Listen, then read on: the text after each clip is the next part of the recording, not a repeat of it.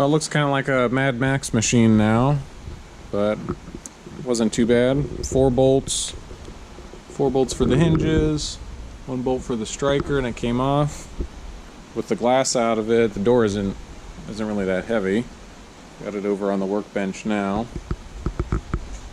So with it being in more direct light, I can at least see a little better what I need to do to it.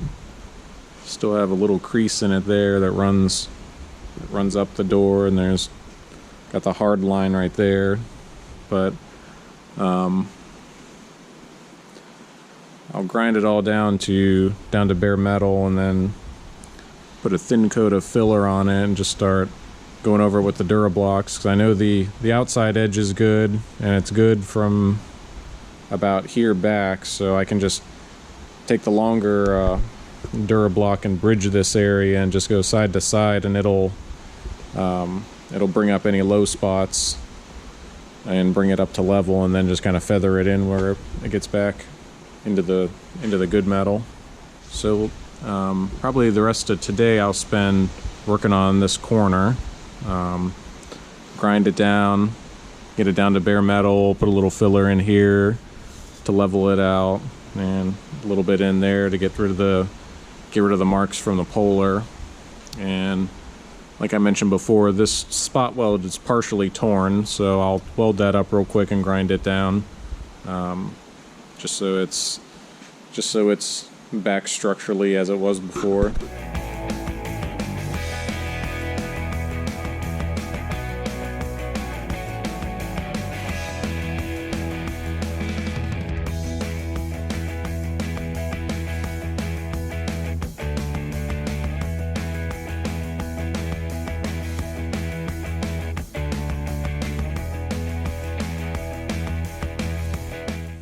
Got this corner prepared for the first coat of filler, so I went ahead and welded up this spot and ground it down so it looks good enough for where it's going to be. It's structurally sound now. Yeah, so I took the wire brush, cleaned up all of this corner so it's down to bare metal, and then I hand sanded with 80 grit anywhere that I'm going to put filler so that it's good and roughed up. There's a nice line here where this piece comes in, so I'm going to try to, so when I go to paint it, tape it off here. That way there's a good stop. Over here's going to be a little tougher. I'll have to blend it in.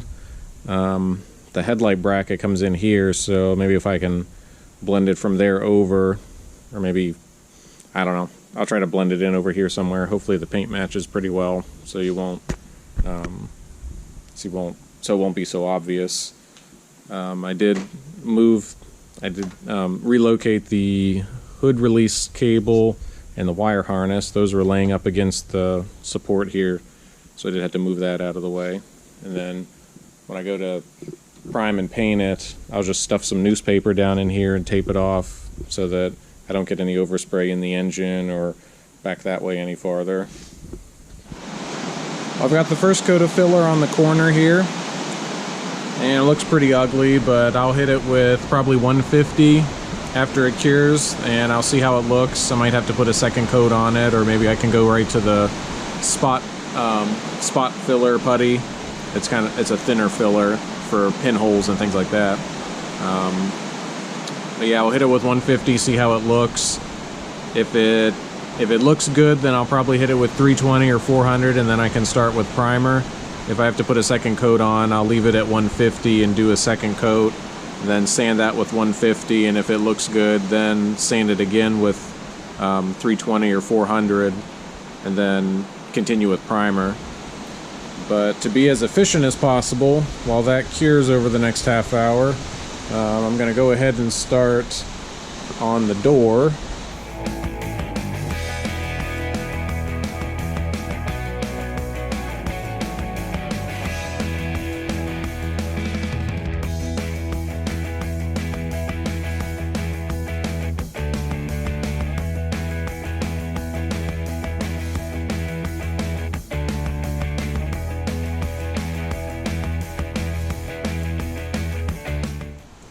I've got the door ready for its first coat of filler.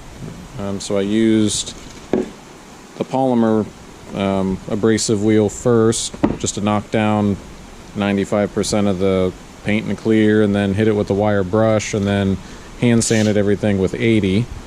I've already wiped it down, so I just need to let it dry, or hit it with the heat gun to dry it a little quicker, and then I can put a coat on it. I'll probably just coat pretty much everything that's bare here, well, just inside the edge a little bit. I don't want to get any on the paint that hasn't been sanded yet.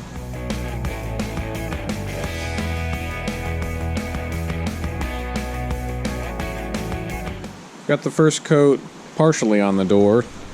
I didn't mix up enough, so I'll have to wait for this to cure, and then I'll sand it, and then I'll put another coat on it. So yeah, that'll definitely need 2 or 3 coats now. So back over to here, this is cured now, so I'm going to go ahead and start sanding it with 150, and I'll evaluate if I need to do another coat on it or not.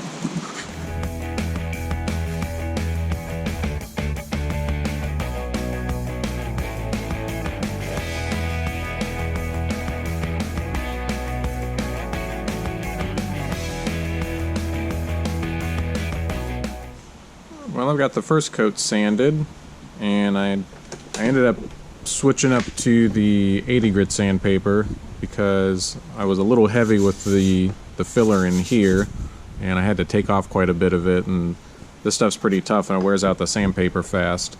So I switched up to 80 to knock it down to get it ready for a second coat. This area over here, these 2 spots where I had the marks from the clamp for the Polar, those are good. That's 1 coat's enough there, and over here. So I'll sand those. I'll sand everything here with probably 400 and before I prime it. But I'll wipe this down and put another coat on and just repeat.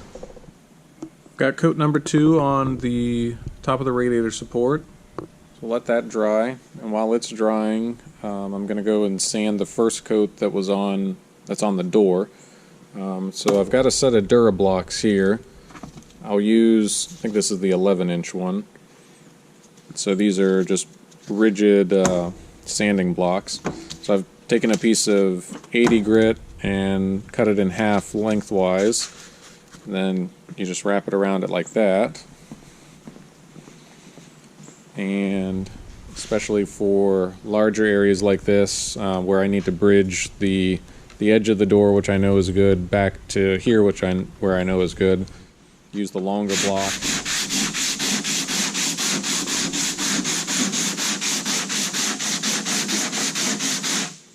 And then you can sand across the good areas, and so you'll sand off probably most of the filler, and then you'll just leave filler in the low spots. And like I said, I'll have to put 2, probably 3 coats of filler on this to fill it in really well.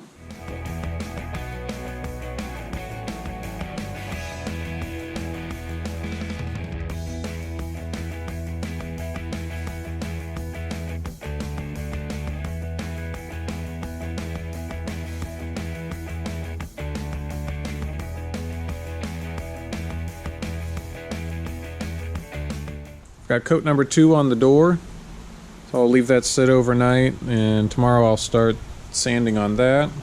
And coat number 2 is on the radiator support, and it's still a little tacky, so I'll let that sit a little longer before I sand that again. And that should hopefully be everything for the radiator support, filler wise.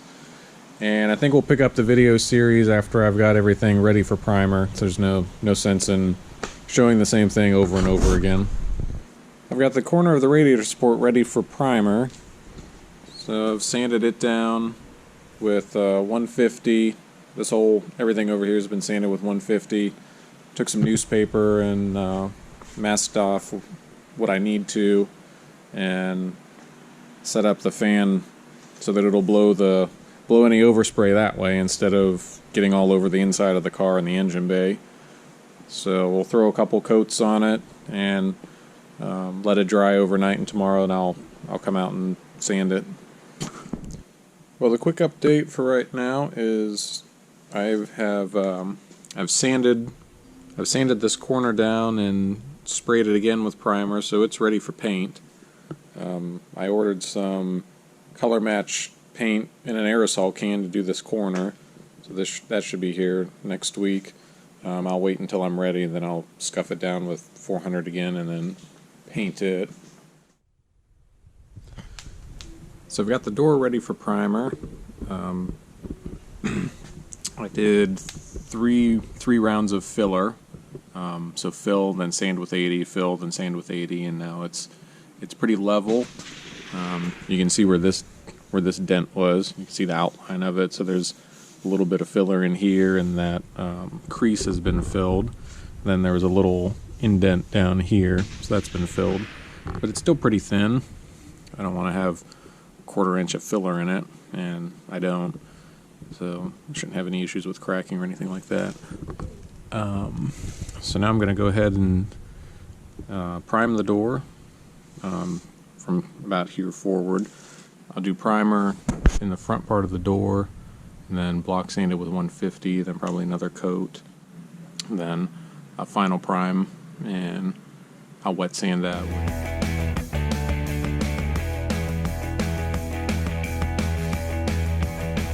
I have the last piece of the puzzle ready for paint. Door is done. It's all in primer and feathered into the rest of the door.